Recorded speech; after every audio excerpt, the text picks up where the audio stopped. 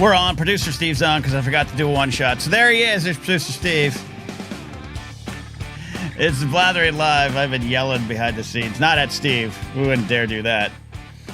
I've been yelling at my computer. Hi, Steve. How are you? The technology. It's fighting us today, but we made it. We're here. Yeah. I couldn't even turn this goddamn Rodecaster Pro 2 board on. It's got a button, which is great, but it's got one of those little plastic kind of like covers over the button, so you can't tell if you're pressing it and it's broke. So I have to play this guessing game like it's my, first night. You know what I mean? Wink, wink, where you're just looking for, is this the button? Is this the one? When you say plastic cover over the button, I'm imagining you're like in an F-16 flicking with your thumb, like the thing over the switch and then hitting it. Like, what do you mean plastic? Like, is it the button? Like, goodness gracious. It's yeah. No, it's stupid is what it is. A couple things I want to highlight up front. First of all, you can tease me all you want. I get it. This will be a shorter show. Why? Because I have to be in a green room like by 6:45 because I got a show tonight. So we're not doing normal segments. GOT will return next week, which I also wanted to watch that episode and didn't get a chance to watch it, so we'll watch The Death of Hodor another time, and then talk about it next week. Science, a version of Science will return next week, but it's just me and Steve and all of you out here just chopping it up. I hate guys that say that, Steve, but we're going to chop it up today.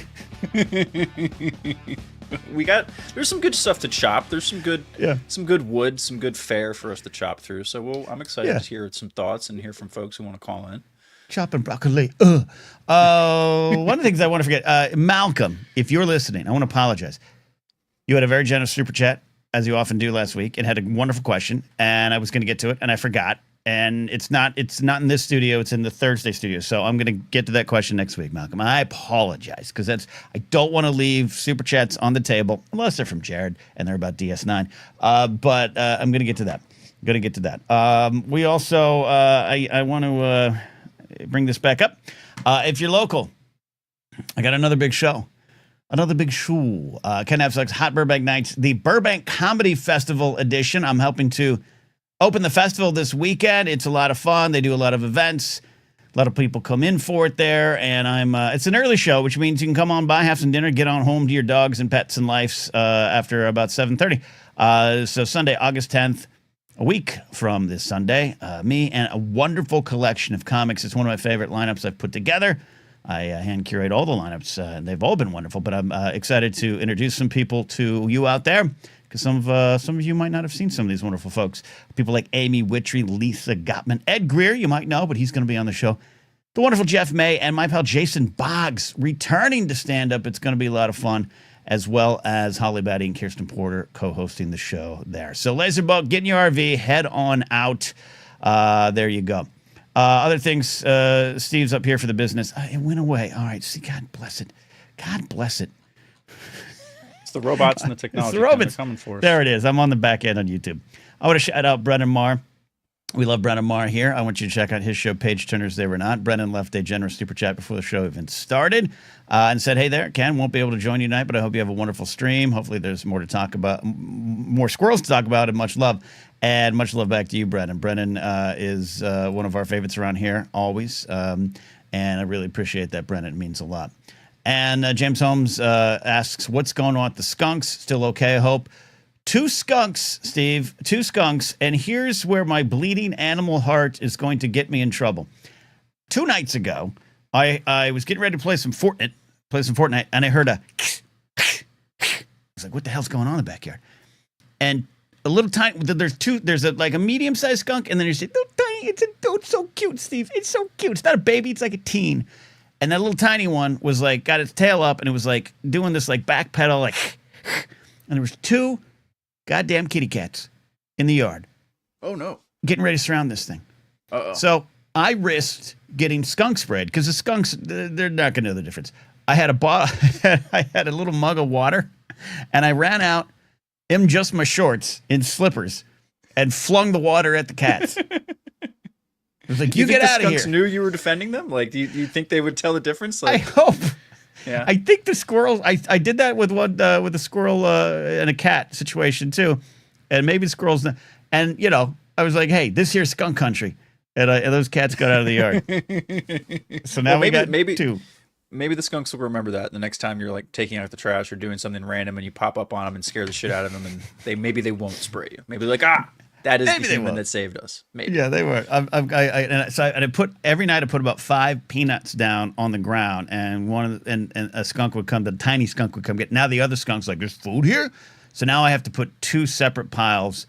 But usually the big skunk gets there first, and I'm literally like, it's stressing me out, Steve, because I can't have the little skunk go hungry because big skunk has moved in.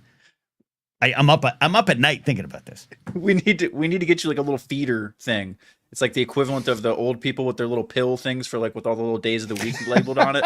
We just need one for the squirrels, one for the little skunk, one for the big skunk. That way everyone has their own little spot, and then the watering hole can be like the community kind of meeting place. Yeah, that's where everyone is peaceful. And I think I might put a water bowl down on the ground for the skunks. I can't stop, Steve. And you want to know where I get this from? My mother has now feeds 3 rabbits that just live in her yard now, and every night at 5 o'clock she goes out and feeds them dinner.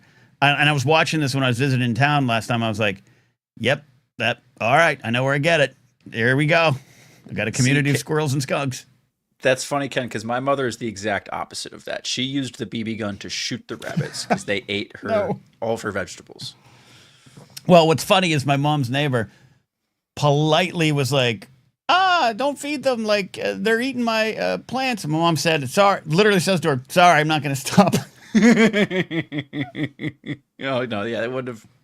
Yeah, we grew up with very different philosophies on that. My mom, I'm pretty sure I have a picture of my mom that's not all too different from Betty Draper in the back with the cigarette in her mouth, like shooting birds or whatever it was. Yeah, my mom would shoot the rabbits. Let's get them dead birds. Yeah, they'd eat the monkey grass. It wasn't okay. So. James Holmes, guys, for gifting 5 channel memberships here. If you got a channel membership, you can call into the show. We were going to have a little bit of a shorter show, but we're going to have some fun. And then Saturday night, we'll do another hour of calls at 4 Pacific. And maybe, we might also be live on TikTok. Now, for some reason tonight, I'm not live on Facebook. I got a notification that the post was like canceled, and so I had to right as we were going live. So we're not live there on Facebook right now. I apologize to the 2 Facebook viewers over there. Twitch, YouTube's the main one here, so you can interact and super chat, super thanks, all those kind of polls, all those things. But we might be live on TikTok soon. Steve, you're kind of driving this. It sounds like I'm blaming you. But you've had fun trying this on Backstage, so we're gonna try to see if we can get in a new audience. Yeah, we're doing some testing, some fun on Backstage. So look for that now through the weekend. So I appreciate everyone who's been hanging out with us here. We've had some fun playing games last week. So yeah, look out for that on TikTok. And we will try soon here for the main show, just to have like a simulcast essentially. And it might get a little more crowded in here. So let's be sure to it'll be fun community interaction. We'll see how it goes.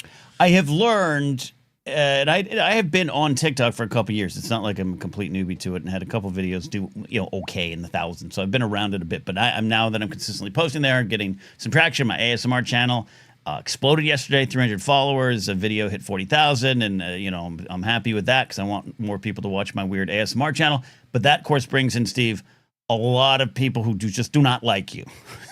And it's been a fun adventure to just kind of take it as it is, ignore it, delete comments if you need to. But I've got it. There seemed to be like a push from bots on my ASMR videos. I got like several comments that all said, "This is a grown man, by the way."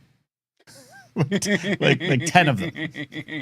This is a grown man, by the way. Like over and over. They're just jealous, Ken. It's okay. Those bots wish they were sentient human beings like you. They do.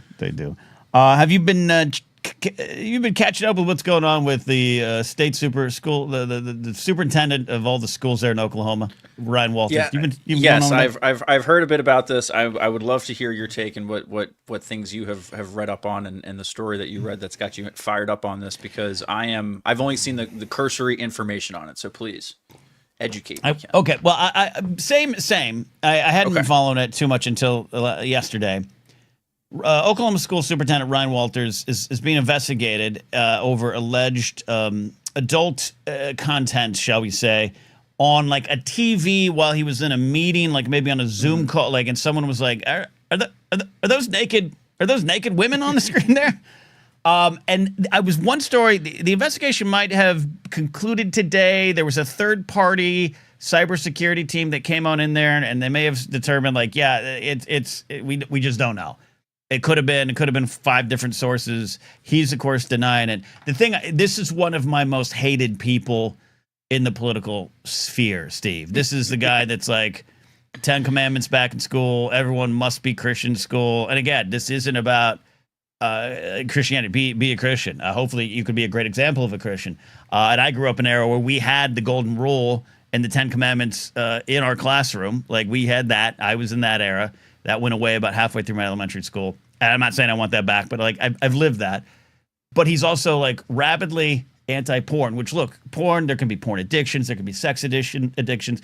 It's not necessarily the greatest industry. You know, I get all of that. But sex work is work, and people choose to do that, and people choose to engage to it. Like you can't stamp it out like you're taking a Bible and swapping fire. Can't do it. But it's always these guys, Steve. Yeah, it's always these guys. Yeah, the projection is real. The hypocrisy is very real. Yeah, I've from what I've seen, he states that this third party has cleared him of all wrongdoing. They just do the thing where no matter what happens, they're just going to say that they're innocent, and this is kind of, Dear Leader has introduced new kind of mores of pretty much all of how this stuff works, especially in a kind of like a post Me Too world, and it's just crazy. Like, you can get caught red-handed with something and just say, no, I didn't. It's no big deal. And this just reminds me of like the creepy Mike Johnson and his weird like porn app watching thing that he shares with his kid. Like, it's just, it's just strange. Just that he makes his kid get on, and his kid's got a burner phone. He's like, that's where I go to Pornhub. Yeah, one of the things about this, there's a lot of articles. This is, again, not a sponsor, and perhaps I should finally reach out. I just don't know if I have the numbers yet, but like, I go to Ground News all the time, and I do love, because it collects all the articles. It shows you, here's the left-leaning center, right, whatever. Shows you blind spots. I'm truly a customer. I'm just giving, I get no money from it. Go use Ground News. So you roll through it all. There's a lot of different headlines, but what's interesting, like one of them, he's denying it. It's a closed door meeting on July 24th. Nude images appeared on his TV. He's, of course, calling it a political attack. Which makes me think, like, so was it there, or are you trying to insinuate? Because he's also like trying to blame like the Oklahoma governor for doing it. So I'm like, are you saying there was pictures there, and that like someone infiltrated it or hacked? Like, where are you going with this?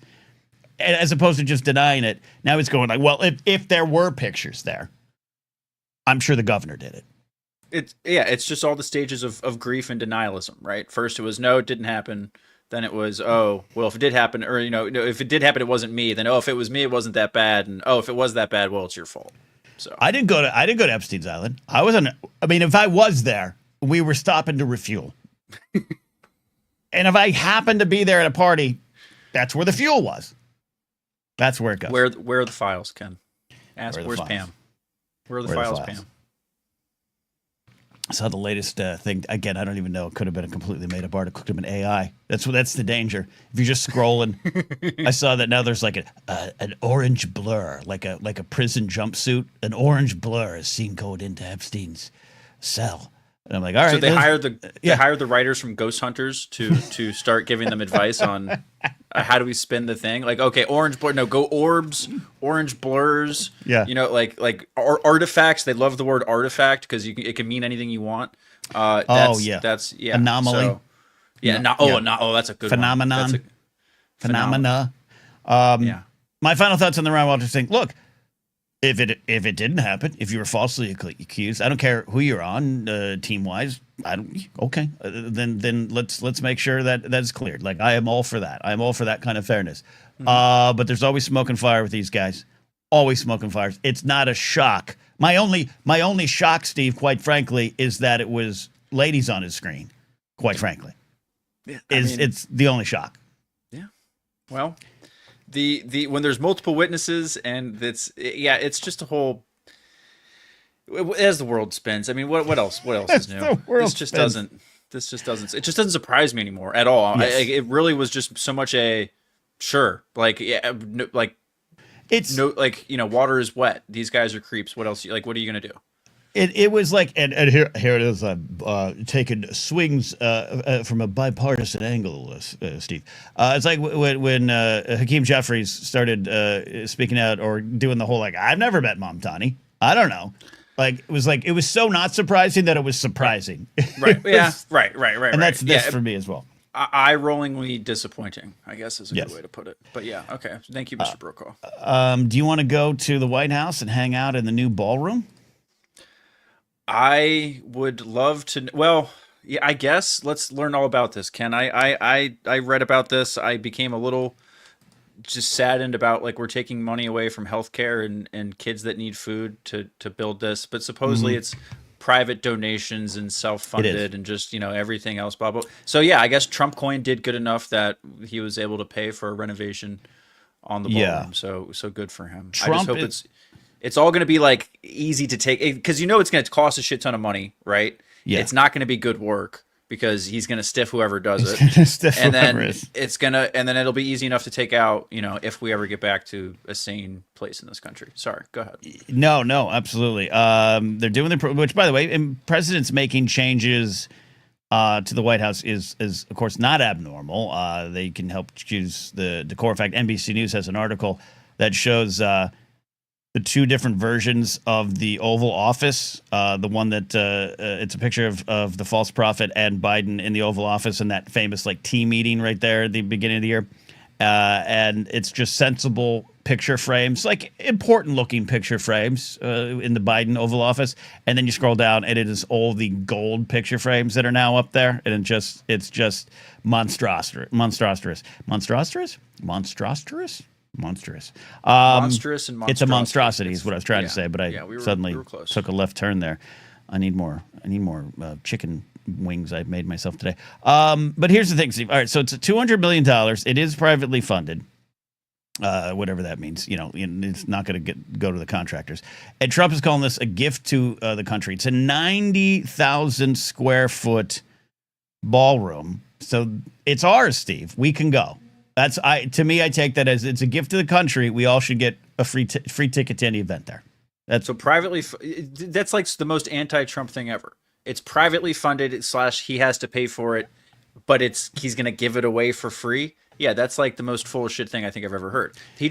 I think part of it, Ken, is this is going to, for literally anyone else in the world, I wouldn't say this because it sounds terrible, but I think maybe a part of them just think he's a senile, sundowning old man, and they're like, if we just make the White House look like Mar-a-Lago, maybe he'll think he's still there, and we can actually function when he's not just in.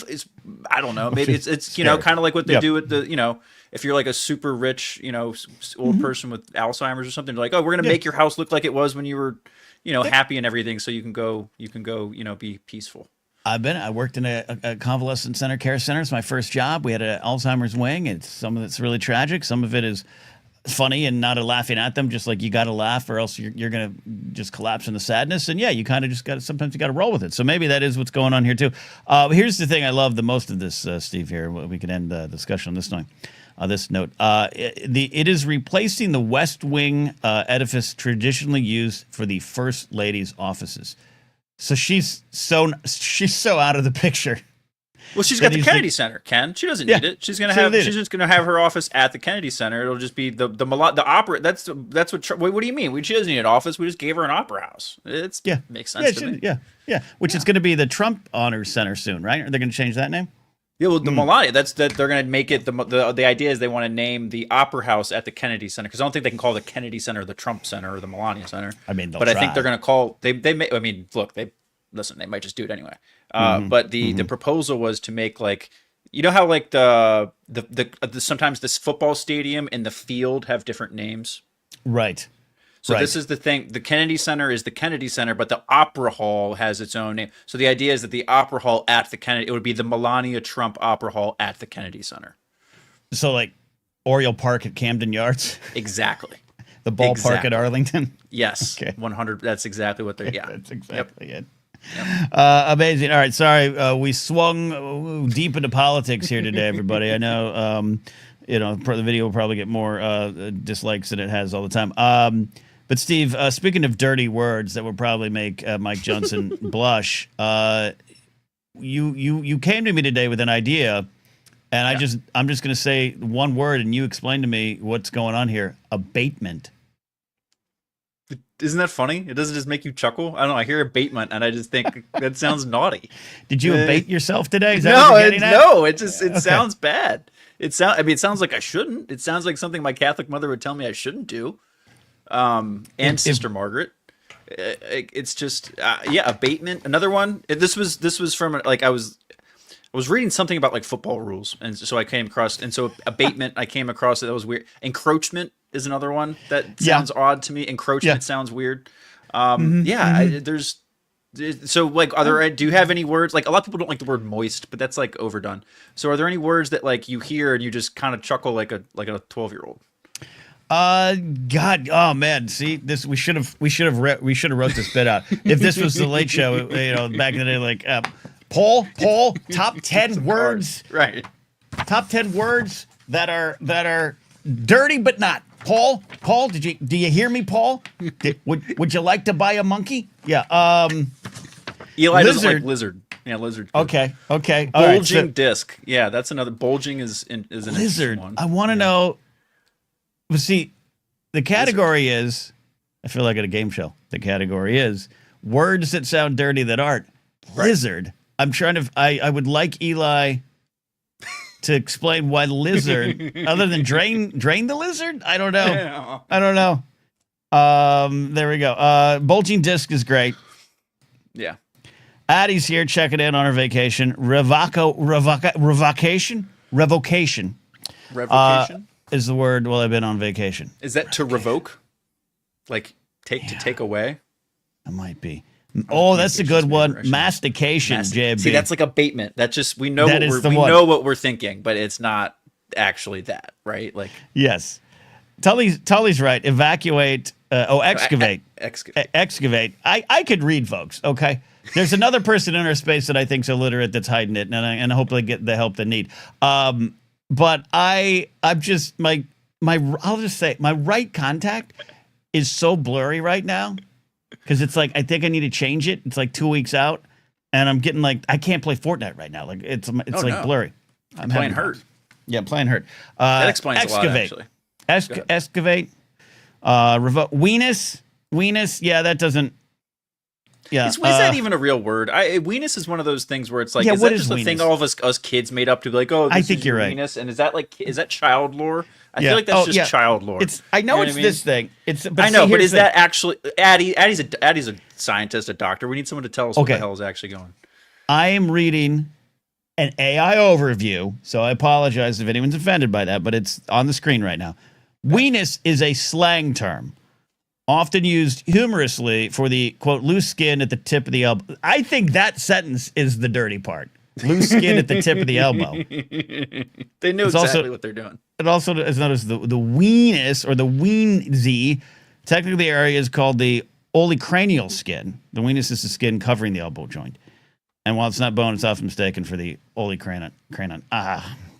So it is bullshit. There's a lot of dirt. It's bullshit. That's what it is. Okay. Well, we learned something. It's not bullshit. There we go. A reverse peristalis. Peristalis? Laserbolt says that word. I don't know. The weenus is a dance, maybe. Okay. I don't get the reference, Eli. James Holmes might win. Erect. Oh, that's goddamn chat. Where? It moved. It moved. Yeah. James Holmes. Erect. Multiple meanings, man. Yeah. I think we lost erect for any other. Yep. We're gonna erect a statue. Like, stop it. No. You know what did it? It's the Viagra and Cialis commercials. That's what ruined the word erect for all of us, because you just see those little you just see those like bathtubs sitting on a hillside watching a sunset go down of the old folks in their bathtub, because homeboy just took his Cialis, so he's gonna be ready to go in about 45 minutes. Yeah, and they're just sitting in that bathtub getting ready, warming up, pre-gaming. But the word erect, an erection, is used like 16 times in those commercials. It's too medical. And you're just like, you know what? Nope, we're good. We can find something else. It's not maybe we'll do a Blathering After Dark on Patreon page, but there's a great conversation I once had with someone who became a senator. I will not say who, We had a conversation at work about words, the dividing line between bedroom words and scientific words, and what counts as bedroom, what counts as not. And there you go. And Tully's right too. Ejaculate is an all-timer. And with that, YouTube will probably demonetize. No, I'm kidding. No, science. We've done nothing but talk about science. But it's one of my favorite Kirby Enthusiasm episodes where Larry and Cheryl accuse Leon of leaving ejaculate on the blanket. Ejaculate. Ejaculate. I might watch that tonight. So there you go. So throughout the night, if you want to call in and share your favorite dirty word that is not, I really feel like Letterman in 1992 right now. We got some comments. I'm going to call from Jared the Tide Pilot. If you want to call in the show, do it now. We'll be here for about another half hour more so I can get to my comedy show.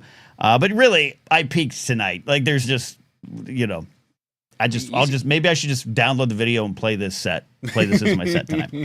We'll talk about the NFL coming in here soon. And the JMB's right. The English is the English food, spotted dick. Like, what are we doing here? Stop. They know what they're doing. They know exactly what they're doing. They know exactly what they're doing.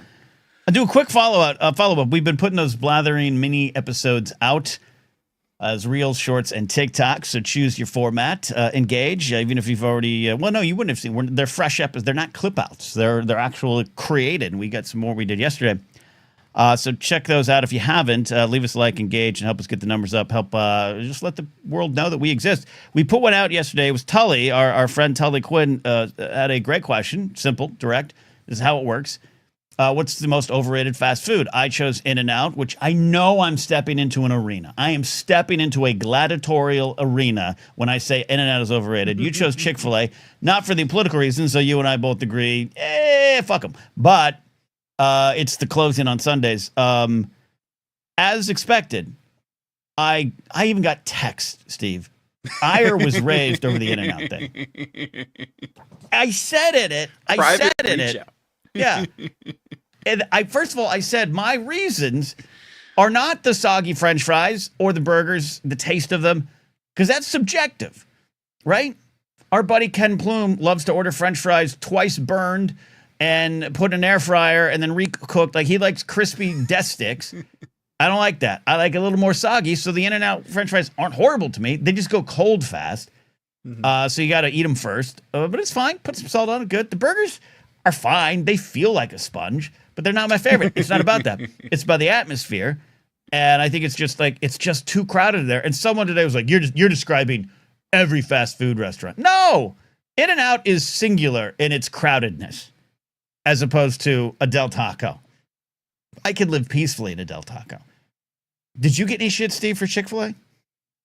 Only the various Christian organizations that denounced me and said that they'll never sponsor the show and everything like that. But other than that, no, most of the feedback was pretty good. I just imagine you just thinking every time you walk into an In-N-Out, Ken, you're like some grumpy old man like at the public pool on like Labor Day weekend or Memorial Day weekend, where it's just children and people running around everywhere screaming and yelling, and you're just like curmudgeonly trying to sit at your beach chair and read a book or something and expecting silence. Yeah, first of all right, he's so generous. I almost want to hang up on him here. James Holmes from the UK saying, is there American food that isn't fast food? Let me tell you something, crumpets. All right, let me tell you something, fish and chips. Yeah. What the hell's going on over there? Actually, God, I'd love fish and chips over there in the UK. Ken, a lot of countries can talk shit about us for a lot of different reasons. Mm-hmm. Our former overlords cannot give us shit about food. Okay? That's just, you guys can make fun of us for so many things.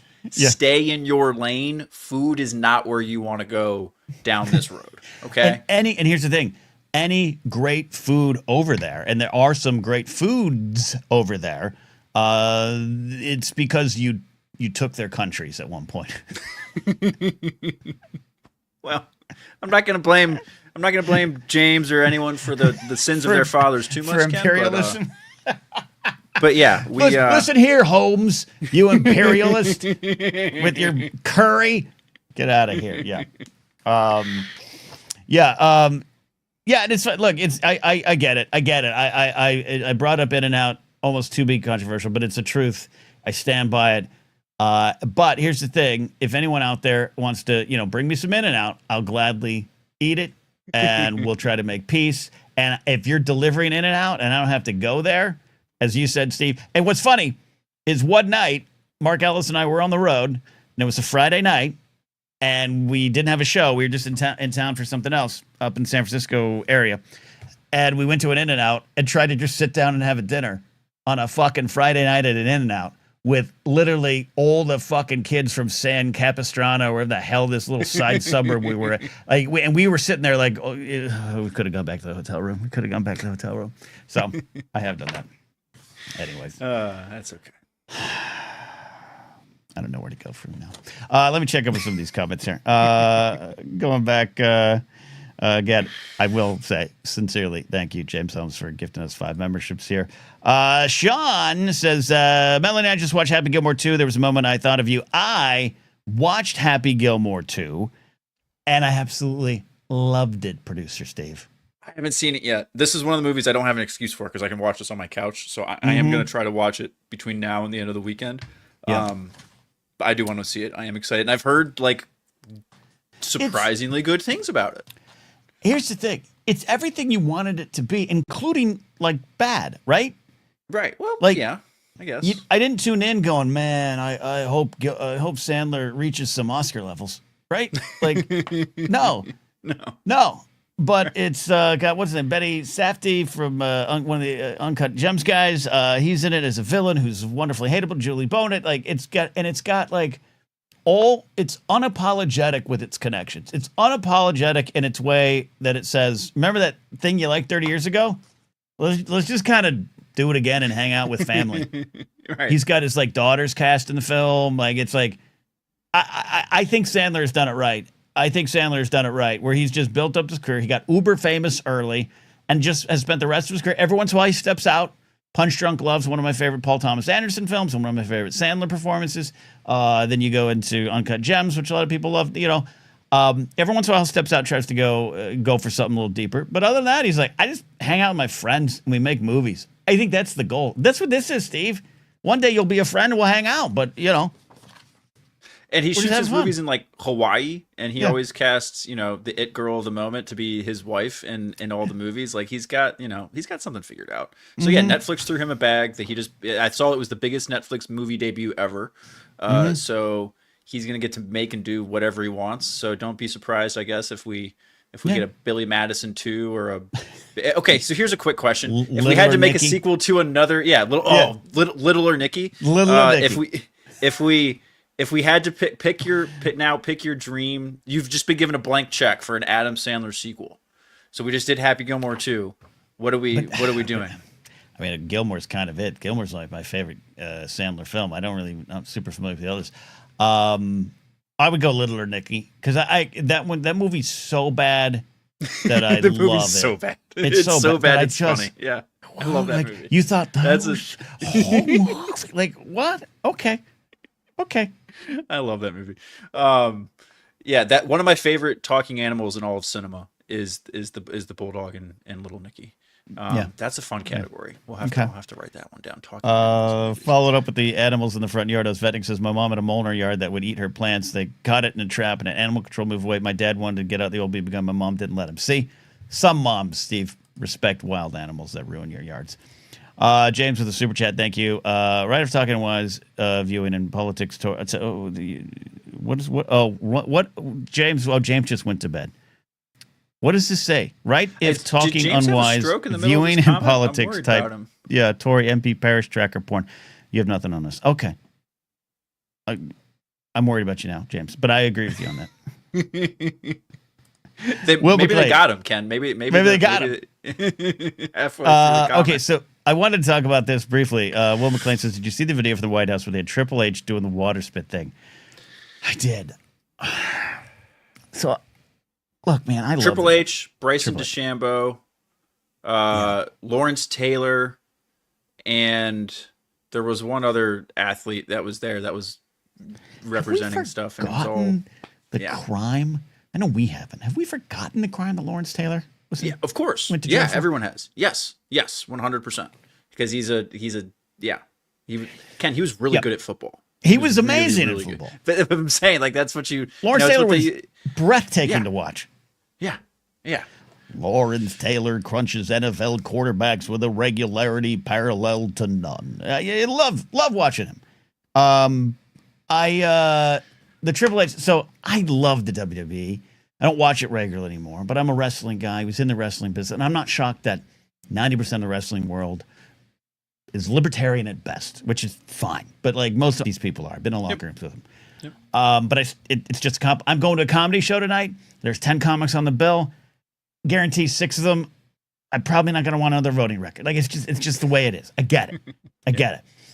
I started last night WWE Unreal on Netflix, which is from the same team, Peyton Manning's team that does quarterback and receiver.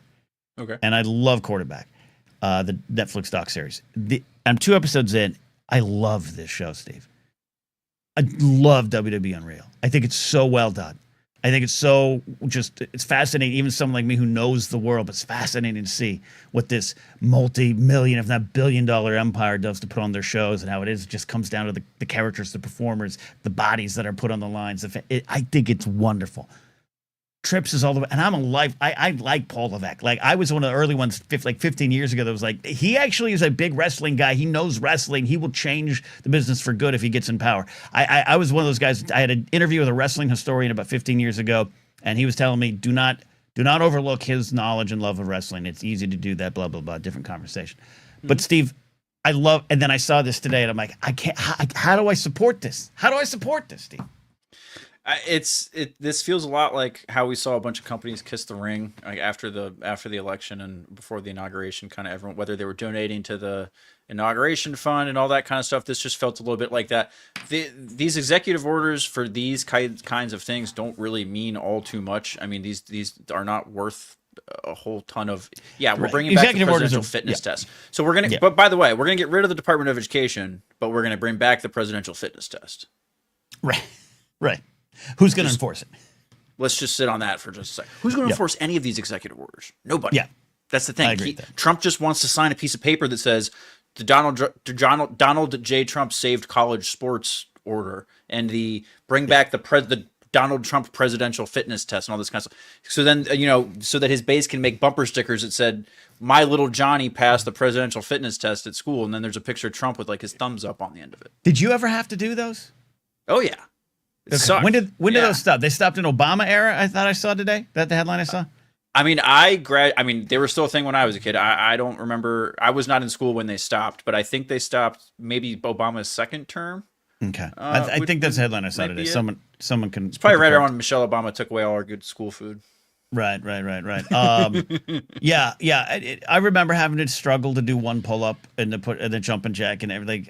And by the way, I don't care. Like NFL play 60. Get kids outside. I'm not RFK Jr. here, but like a little physical activity. If you can get out there and do it. Ranger Donaldson is, I think, 2015. So Force Awakens came out the same year that the Presidential Fitness Challenge died. Okay, but yeah, these EOs are just so fucking toothless. I think I really think it is like the people who actually have to work with Trump and deal with the consequences of his stuff as their daily job are just like, Jesus Christ, just write an executive order and have him sign it so he just leaves us the fuck alone. Like that's kind of what I think is going on with a lot of these things, because they're like, if they just tell Trump, oh no, you signed an executive order that's basically like writing it in the Bible, it's now law, whatever.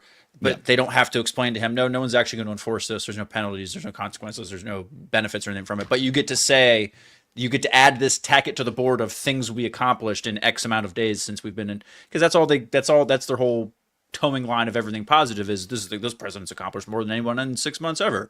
Because he's, pegging round things into round holes and calling them accomplishments. It's just, yeah. Yes, absolutely. And to see trips there. It's a complicated world we live in. You know what I mean? Like, yeah. Bryson DeChambeau. I mean, I've heard not Harrison Butker. That was the one I was forgetting. Oh, was Butker there? The least surprising. Yeah. Oh, yeah. It's a fuck stick of fuck sticks. Rads does say Tories political party over here using usual scandal from their party, the Republicans. I'm aware of the Tories. Right. I was just concerned about what. JMB butchered both of our languages. We share one of the things we share. Yeah. Was to say one of the things we share is that language, and he did horrible things to it. Yes. All right, should we take a call? I think Let's take a call. I need to get a beer, great. so let's take. You need to get a beer. Well, I just have to reach out of frame to my. Oh, mic okay. first, That's a good idea, Mr. Squirrely, Mr. Squirrel for president. Thank you, Brian Jackson, Mr. McClunky, for the super chat. I appreciate that as we finish the month strong. You did nothing, JMB. We misspoke there. I misspoke. I apologize. Yeah. All right. Let's do the right thing. Let's bring in Jared the TIE Pilot. No Game of Thrones tonight. I apologize, buddy. You do all wonderful work on that. Oh, that's all right. I get it. Life is short, and you got comedy to do. I do, or something tonight. I'll be on stage and having sliders. It's a good living. I mean, I take that. One of the reasons I play music. Yeah, right. It's the free chicken wings. Any questions? But first, what's the dirtiest word you know that isn't? Actually, I was just gonna say I got a few quick things about everything we've talked about. Then my main question, and that was one of them. Mine is this is a little off thing, but it's very specific to me.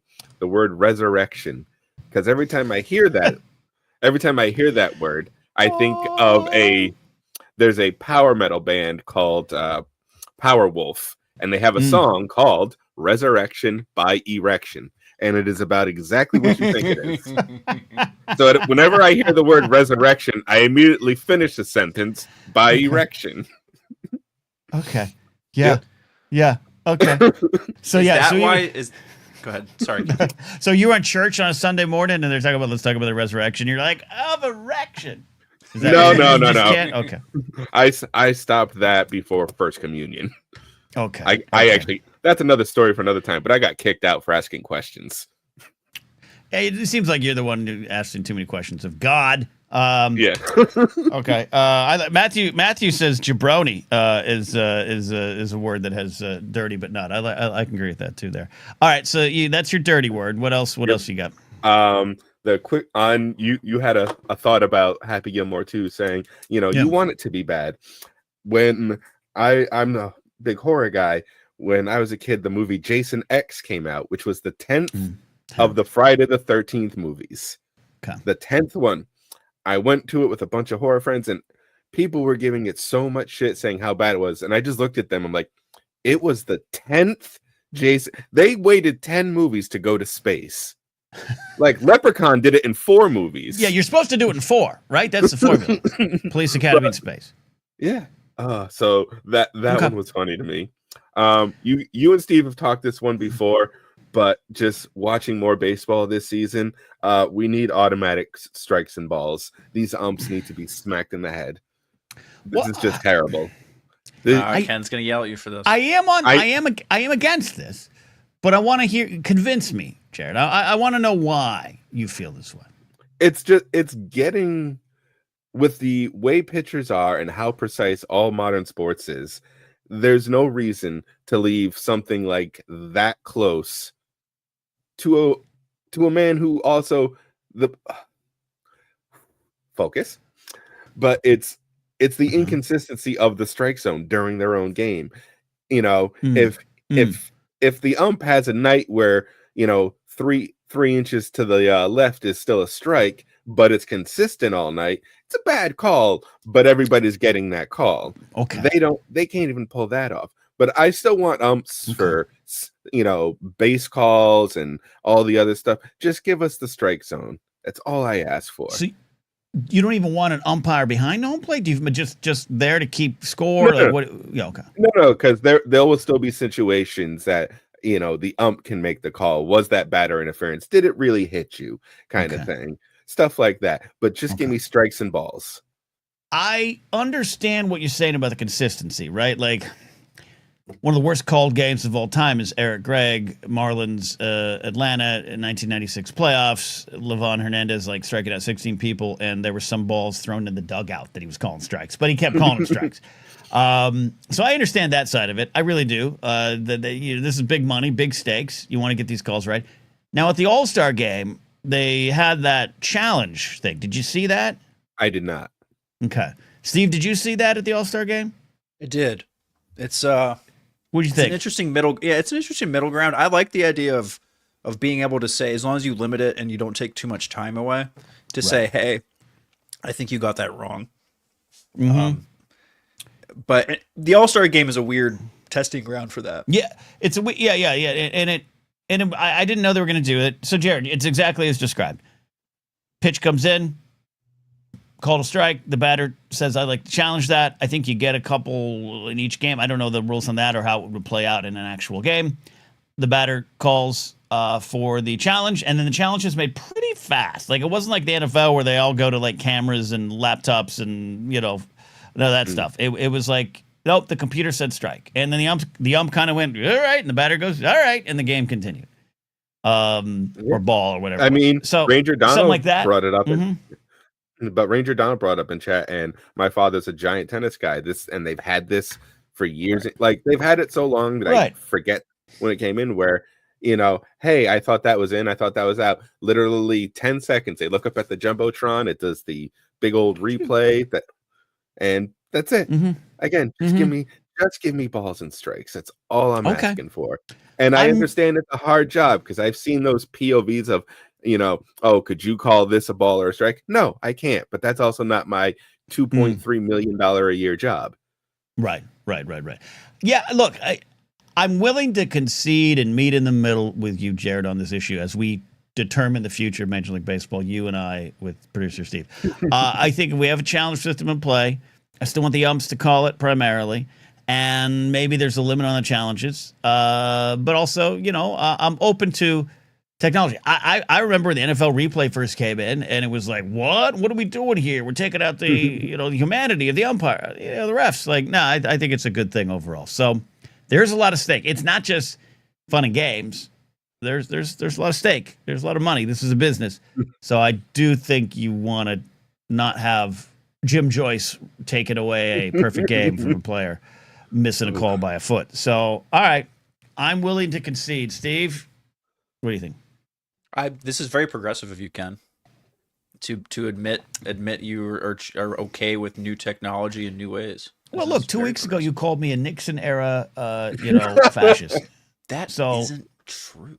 That's just simply rewriting history. This brings up a good point that Will and Laserbolt mentioned in the chat, Ken, talking about football and why we still have old men with chains and sticks measuring first downs and stuff. Right. Saying, hey, we need to put a chip in the ball. This is a little bit of a common misconception. We actually have a chip in the ball now. We have this technology. We're using a ton of NFL stadiums using a ton of cameras for stuff.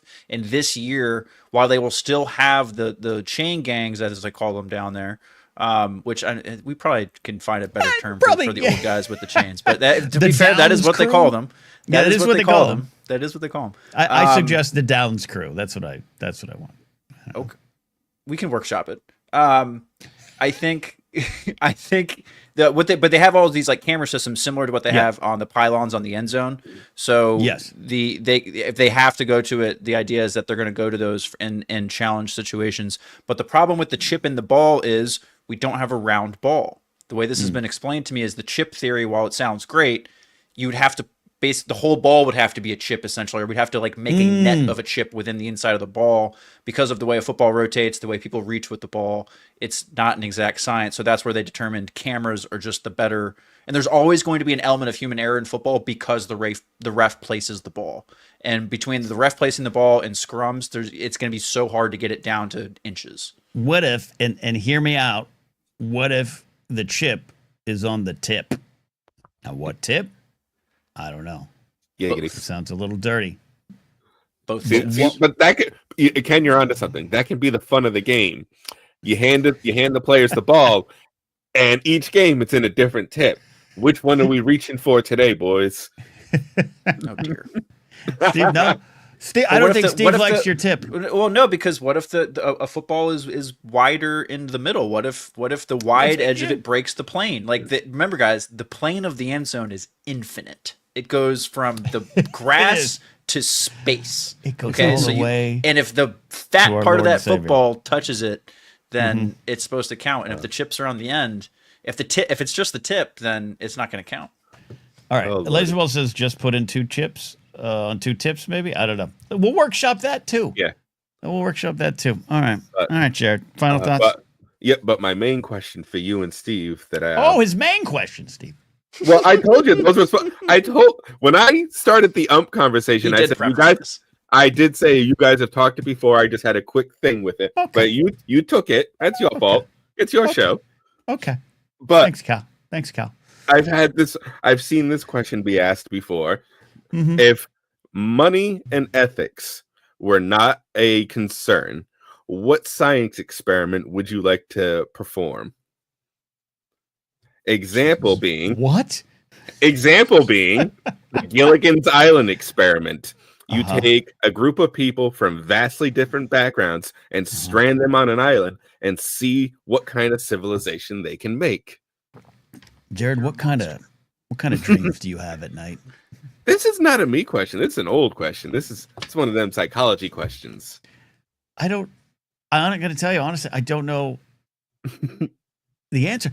You're talking about experiment. Like I'm thinking like put a robot laser in my eye, like something like that, or you're talking about social experiments? Just anything that like either would A, cost way too much, or B, is ethically kind of wrong. You know, the idea of stranding human beings without their consent on an island.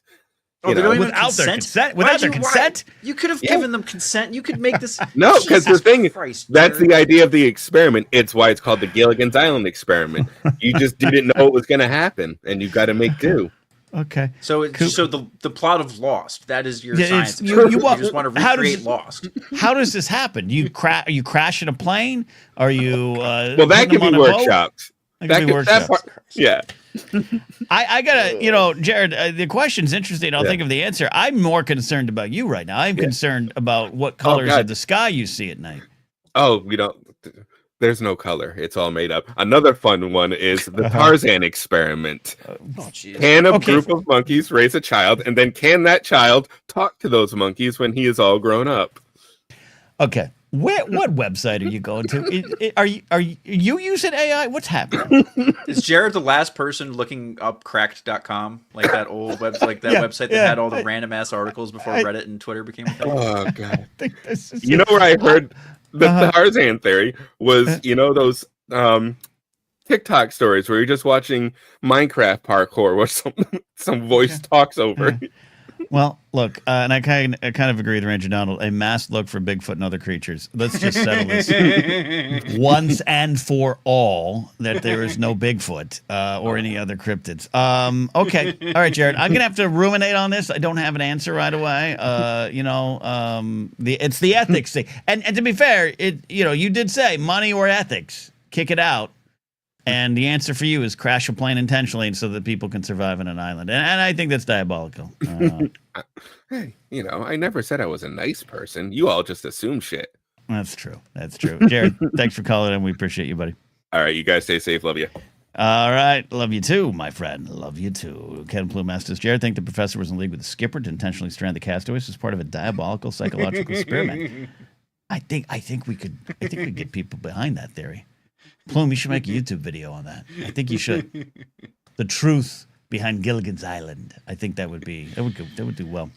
A couple more minutes, a few minutes left in the show. We got a couple calls lined up here. We got Sean, we got Cam calling in here. Thanks to Brian Jackson, Mr. McClunky became a YouTube channel member. If you become a YouTube channel member, you get the video version of a Monday morning show, which was released Wednesday this week. It's also on Patreon at patreon.com/catnapsdog. If you're just joining here and you're local, if you're a SoCal local, hey, SoCal locals, big show Sunday, August 10th, 5 p.m. I'm helping to open up the Burbank Comedy Festival, headlining a show that Sunday in the Yoo-Hoo Room. Great lineup of comics, including Ed Greer, Lisa Gottman, Amy Witchery, my old Groundlings friend. If you watch those Groundlings archives tapes on my Patreon page, she's in those shows. Jason Boggs and Jeff May, among others. Come on by and support the show if you're local. It's actually going to be fun, different, cool, all that stuff. All right, let's take a call here from Sean. Sean, check it in there from Long Island. How you doing, buddy? What's up, brother? How you doing? We're doing good. I watched all 5 hours of the Billy Joel doc. I thought about you a lot every time they were on Long Island. Nice, man. Yeah, he's a good dude. He is a good dude. I like Billy Joel. What's on your mind tonight, buddy? What dirty words do you have in your mind? Well, not so much a dirty word, but just anytime I hear the phrase, bless your heart, it's like nails on a chalkboard. You know what? Go screw yourself, lady. There's the New Who the Yorker. hell do you think you I was are? gonna say. There's the New Who the hell Yorker. do you think I you was are? gonna say. There's Don't the ever New travel Yorker. south of Maryland. Oh, bless your heart. What the fuck you say? Get out of here with that shit. I love this, Sean. Also, don't go to Chick-fil-A. Don't go to Chick-fil-A. What is it, Sean? What is it? Nails on your chalkboard? What is it? It's the insider double entendre of it, where it's like, bless your heart, because I'm a dope Yankee who doesn't know my ass from my elbow. Yeah. But you're really saying, you know what? Screw you. You're a freaking moron. You ran out of gas or whatever. No. So hear me hear me out. Did I hear you right? When someone says to you like, "Oh, bless your heart," it's condescending slop, right? Oh yeah, it's a backhanded way of saying you're a douchebag. To you, yeah, okay. I'm on. You know what? 100% on board with you here.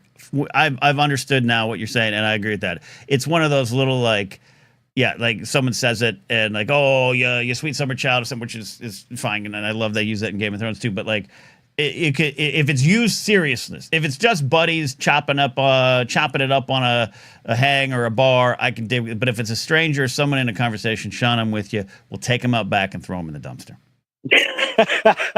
That's great. There you go. Brady says it is. Yeah, it's officially an insult in the South. So there we go. And Michael says, as a Southerner, I can confirm it's always condescending. Oh, bless your heart, you Guys, idiot. Yeah, okay. you could have pulled the wool over my eyes about 25 years ago. Yeah. Southern hospitality. I think that's the blanket they try to sleep under there. But I agree with that one there. Good one, Shawnee. Good one. Yeah, hit me. Right quick, now that you've seen Happy Gilmore 2, and even just for the nostalgia of the old one, here's my question for you, brother. Mm-hmm. What would your quote-unquote happy place be? That's a great question. Well, I'll leave out some of the parts. I think it would be my happy place would involve a lot of tacos from a fast food, not even Del Taco, just easy wrapped, easy to access tacos. A little bit of a light breeze. I don't necessarily want to be outside, but just sitting there enjoying some food, maybe the crackle of a fire, and then some things I won't say. And then Stop invading my happy place, buddy. yeah. That's and to be honest, Happy Gilmore's happy place in the original film, Julie Bowen, as she says in cheap lingerie, and Carl Weathers, like I got it. So it would be some similar, but it would involve food because my happy place is always going to involve food.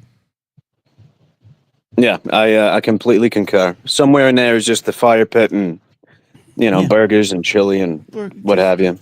Wow. Okay, now you're getting intense. Now you ramped it up with the chili. You ramped it up because with the chili. I've been cooking now, man. All right, what's your chili secret ingredient?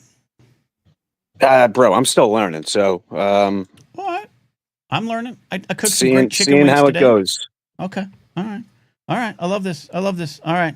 Well, let's all one day end up at our happy spot. You know what I mean? Yeah, buddy. Steve, what's your happy place? My happy place? Yeah. I would have to. Yeah. Sorry, I would have to go with the F Are you lot. okay? Yeah, I'm okay. I've just got some stuff in my throat. The F lot at Lincoln Financial Field, Ken, for tailgating for an Eagles game. That is talk about a hive of scum and villainy. Yeah. Lot F at the Link. That is my happy place. I love that. Part of my happy place might include what I saw the other day on Instagram, which is Emilia Clarke at an Oasis concert. I think that might also have something to do with my happy spot too. Sean, I appreciate that, buddy. Go have a All-American burger for me this weekend. Indeed, brother. Always a pleasure. All right, give me a forget about it. Forget about it. I love it. Thank you, Sean. Appreciate it, Sean. All right, we got a call from Cam. We got a couple Cams around this world. We got Cameron Stewart and we got Cam Hass. And Cam Hass is on the show right now. Cam, thanks for calling in, buddy. How are you doing? I'm doing good, Ken. Can you hear me okay? I'm doing the one AirPod today. You know what? I can hear you great, but I also love that you're got the cool one AirPod vibe going. You're like a day trader. It's because when I called you before, I've had both them in and the noise canceling's on, and then I feel like I'm shouting at you. So I'm trying to have a nice tone. Most of my callers are shouting at me. That's the relationship that Kingsport Cal and I have. So you're okay. That's very true. I Oh man, I wanted to ask you. Oh, I just actually lost my. Oh, I know what I was gonna say. Sorry, Ken. I feel bad when I call in, like when I jump in the chat here, like 50 minutes in, because it's almost like how I would imagine if I'm like a fast food employee and like that person comes in 5 minutes before close. So I do apologize. Oh yeah. That on. Are you guys still open? Well, legally. God damn it, legally. Yes. Can I still call in, please? Is that fine? Is my YouTube membership, 50 minutes in, is this a sufficient amount to call in 50 minutes to a show? We keep the lights on for you, Cab. No, you're here. You're welcome. You're in your happy spot. How can we help you, sir? I feel like I am working at fast food. I kind of wanted to give you like an option here. Okay, so I have two things, and I'm gonna only choose one because we're getting late into the show here. Would you rather answer a hypothetical question, or would you rather give some life advice to a young man in his 20s from Canada, let's say? Steve, are any of these legally binding? I have to ask you as our producer. Yeah, as your producer, Ken, both of these are legally binding, and it's all on. I mean, since I'm not actually on this YouTube account, it's all on you. But I say we do both. I'll give Ken, if you want to take one, I'll take the other.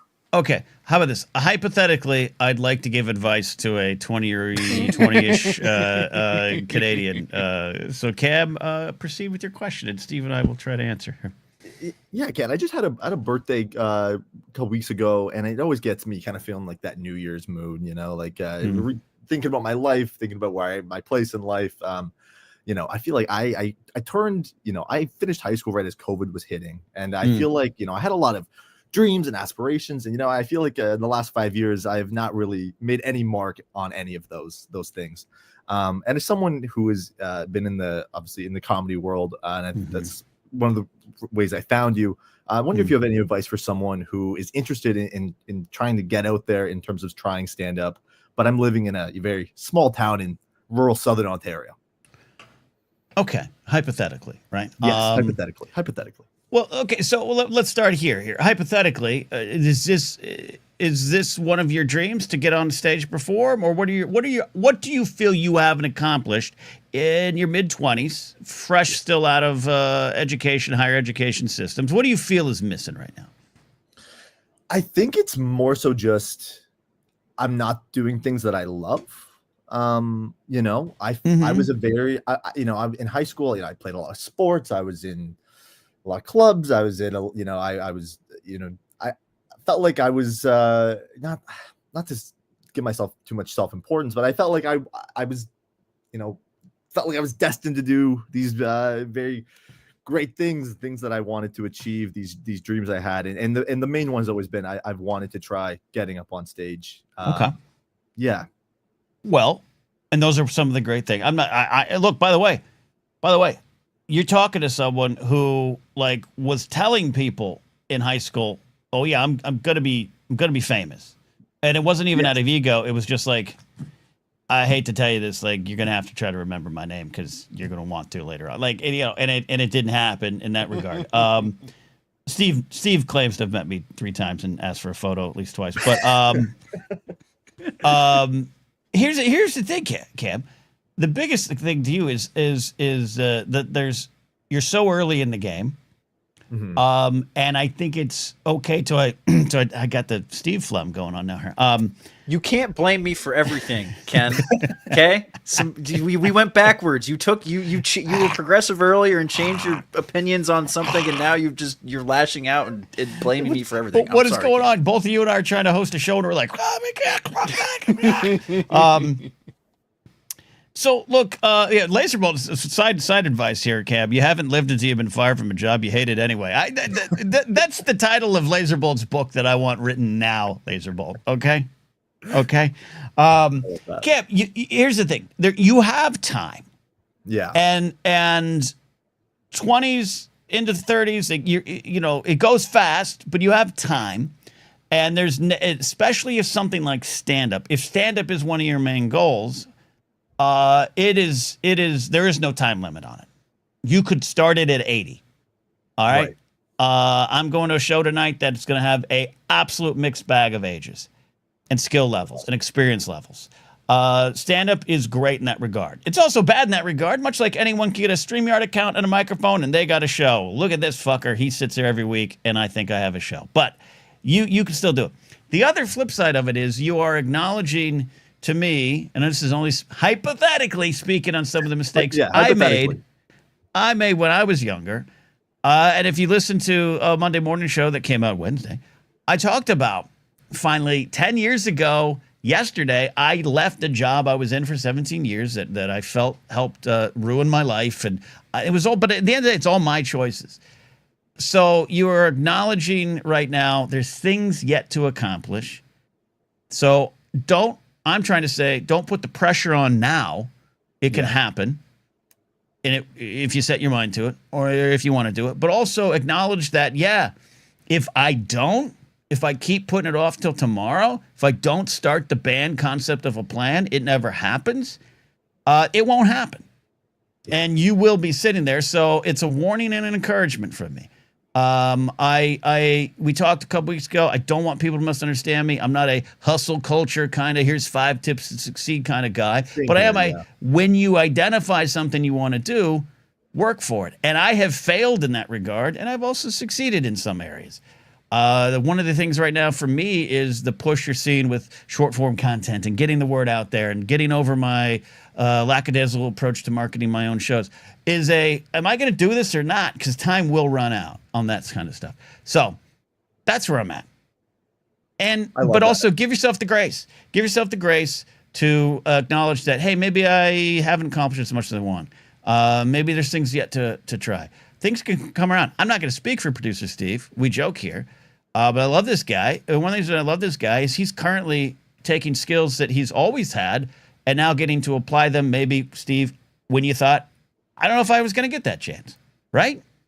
Absolutely. No, and that's why I say thank you a million times every time we do this show, because this was my calling and life happened and I didn't get to do as much creative stuff as I wanted to do and live my radio dreams and all that kind of stuff. And I get to make a fool of myself 3 times a week with you. So I'm eternally grateful. And also, that's proof, you bastard, that you've met me before. I don't remember that. I have no memory. Who is that guy? He doesn't even have long hair. The glasses are the same. The glasses are the same. And when the beard grows out, it's fine. And you're just, you kind of look like a Force ghost, but. I do kind of look like a Force ghost. And I had because of my weird hair, I had kind of what looked like a Johnny Unitas crew cut. There you go. And look at Jared the Time Pilot points out, Sauron didn't make the One Ring for 54,000 years. So, No, I really appreciate that. I feel like it's a lot of time. I have a lot of ideas, a lot going on in my head. I get frozen. I get stuck a lot. And I'm sure everyone can relate to that on some level for sure. I'm not, treading new ground here, but I think it was just the kind of thing that, especially with the birthday passing, I think that's something that I'm like, man, I'm, in the last, originally I really wanted to go into sports broadcasting. That was what I was same in high school. I did. Yeah, I called all all my football games in high school and ran the sport. And I'm not trying to, talk back like, oh, the glory days of high school. I know that was like 6 years ago for me, but I'm not trying to back in that day, I called. Yeah. We have 110 yards on our fields. Yeah, okay. Yeah, we do. But I just think it was just that kind of that realization of like 5 years, and I just, other than, switched school programs, I've, it's tough. You're also in the quarter life crisis, which is real. It's real, and it's accelerated. And you look around, and there's people who are succeeding faster, and it's hard. I compare every day, and I'm trying to get over that. It's also perspective. Yeah. It's also intention, and don't make a decision based out of fear that I got to do something. Make a decision out of this is what I want to accomplish. So no matter where you are, find your closest big city. Look for a comedy class. Look for an open mic. If you need some off-air advice on putting together 3 minutes for an open mic, you let me know. You reach out. We'll do it, okay? That's my guarantee to you. That's really kind. I really appreciate the words. I know it's not everyone here came here to listen to the problems of a 23-year-old from Ontario, so I really appreciate that. I predict this will be one of our more popular segments called Cam Asks. And every week people demand that you ask Steve and I advice. No, I appreciate it. We get silly here. This show is silly. And Steve and I yell about things and we talk about it now. But at the end of the day, my broadcasting is always going to have real moments in it like this. So I appreciate you calling in and asking these questions. That, sir, is brave. I really appreciate it, Ken. Yeah, ever since I've started following you, your voice is always very. I've always connected with it, even from a young age. So I just really appreciate you taking the time. I appreciate you, Cam. You hear that, Steve? He likes my voice. I'm glad somebody does. I mean, at least we can talk now. Yeah, Ken Plume did hashtag Steve Flem earlier, and that might be the most dirty word that is not that we have coming in tonight. Phlegm is just an icky word, but yeah. Phlegm is one of the worst. Everyone moist, I don't mind, because when I hear moist, and by the way, Sean has a great thing to you, Cam. We've got your 6 buddies, so we are truly a community here. When I hear moist, I think of like a brownie. I think of something tasty. Cake. I don't get offended. Yeah. I like a moist brownie or a moist donut, so I'll say it. But I understand if it's a word people don't like. But phlegm is one of the words I don't want to hear again, and I just said it. So there you go. There you go. All right, we are getting on out of here. I've got some show to get to. You've got things to do. I got comedy to do. And also on August 10th, I've got Ken Knapsack's Hot Burbank Nights. I'm opening up the Burbank Comedy Festival that weekend. There's shows all weekend. Open it up. Ken Knapsack and Friends. It's a great lineup of comics. Holly Batty and Kirsten Porter are going to co-host the show. And then I will be sharing the stage with Ed Greer, Lisa Gottman, Amy Witchery, Jason Boggs, and Jeff May. It's going to be a great show. If you're local, please come on out and support live comedy and a wonderful comedy festival there. All right, Steve, that's my final thoughts. Your final thoughts, and we'll get the hell out of here. Final thoughts are thanks again for everyone for being here. Thank you again, Ken. Thanks for everyone who called in. Subscribe everywhere if you haven't. We may be doing some backstage stuff, maybe even later tonight. Between now and Sunday, we'll definitely have something. But there's been some clamoring for some more gaming stuff. People want to watch me lose at FIFA, Ken. So we might be doing that soon. Well, and pretty soon the new Madden will be out, and I will be selling some newspaper subscriptions to get enough money to buy it, and it's going to be good. I appreciate y'all. Thanks for watching. Thanks for hanging out. And let's do it again. Saturday, 4 p.m. Pacific, we'll go live. We might be live on TikTok as well as we try to build a new audience in this new era of me giving a shit. We'll see you next time here on The Blathering. Bye.